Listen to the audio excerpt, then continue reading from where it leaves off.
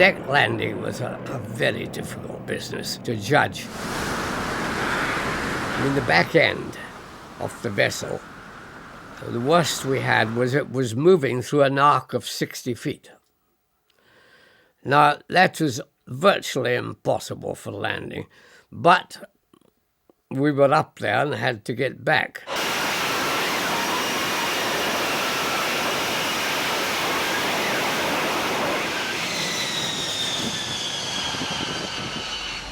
In 1909, the Royal Navy buys an airship, and naval aviation is born.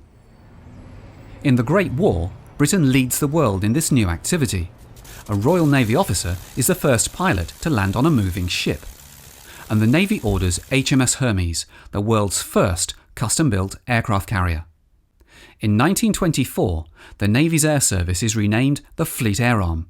But one thing will never change.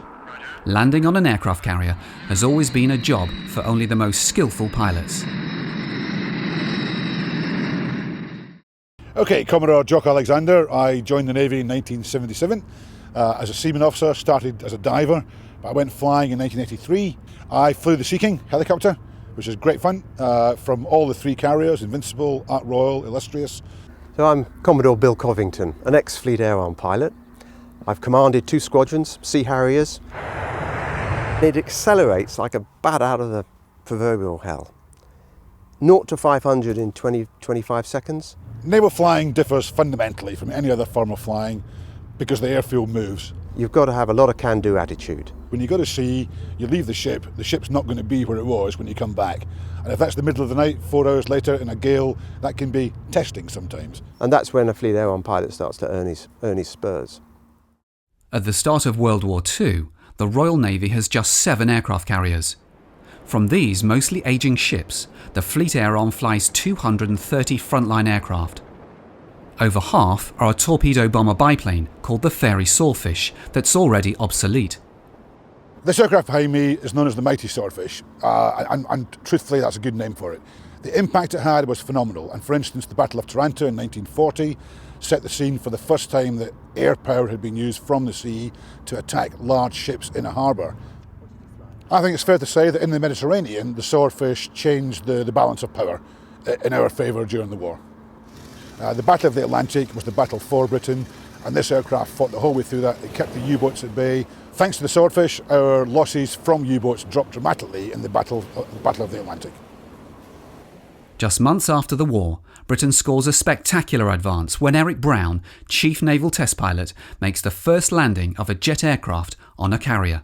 Our big boost to all this was we were going to beat the Americans to it, which we did by 9 months. The post-war years are glorious for the Fleet Air Arm. Its carriers lead with new inventions, such as the angled flight deck and the ski jump. They carry great British naval aircraft like the Sea Fury and Sea Hawk. These are followed by the Sea Vixen and Buccaneer. As the 80s dawn, the Fleet Air Arm acquires the Sea Harrier. Clearly, it was exactly the right aircraft for the Falklands War. In the Falklands engagement, when someone came across an Argentine aircraft, it happened like that. It was split-second activity. At that moment, it's them or you, and you've got to be right on it. I have vivid memories of the attack on Sir Galahad. Assessing it, looking down on this sad, tragic aftermath of flame and smoke and helicopters and life rafts and people being transferred. We set up a low-altitude combat air patrol right over the top of them. I wanted them to know we were there, and also we were determined not to let anybody come back and attack again. The Falklands coverage shone a rare light on what the Navy does in war. I don't think the Fleet Air Arm figures enough in the memory of the nation. Navy Wings is here to keep these lovely old aeroplanes flying, and the aim of that is to take them around air shows in the UK and educate the public that the Fleet Air Arm has a long and fine history. The Fleet Air Arm now mainly flies rotary wing aircraft from land and sea. Today's modern helicopters are the direct successor of this wonderful old aircraft behind me. The Royal Navy sails 2 carriers, the Queen Elizabeth and Prince of Wales. The helicopters share these with the awesome F-35 to take a unique service forwards. I think as you go on, you become more aware of what a great tradition the Fleet Air Arm has and what marvellous characters have gone before you. Ordinary people who've done extraordinary things. If you want a speech, I can tell you now there is no recipe for it. We all develop and grow old and mature in our own particular ways. And I'm just lucky. And I hope there's another one next year at the same time.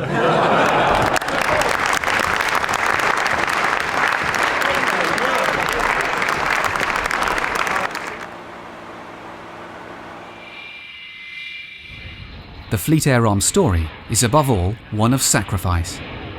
Of course there was tragedy. We'll never forget those that didn't come back. In the Falklands there were 6 Sea Harriers lost for one reason or another.